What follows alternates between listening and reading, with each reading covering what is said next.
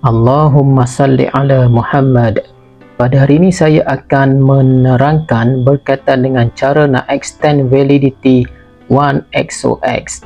Okey, yang pertama kita pergi ke Play Store terlebih dahulu dan cari aplikasi Black Apps OneXOX.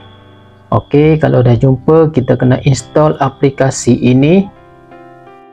Okey, dan saya pun telah install pada sebelum ini bagi aplikasi tersebut. Okey, apa yang anda perlu lakukan adalah tekan pada simbol XOX Black.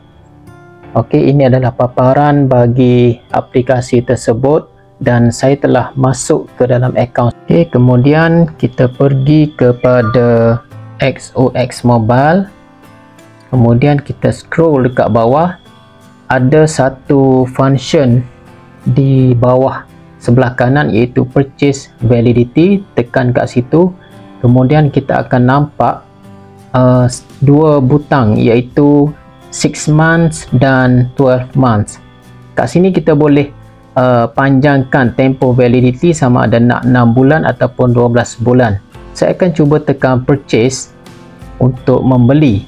Okey, ini adalah harga bagi 12 bulan. Sekiranya kredit mencukupi, tekan sahaja butang tersebut dan sistem akan memproses permohonan anda dan kita tunggu saja proses tersebut sehingga selesai.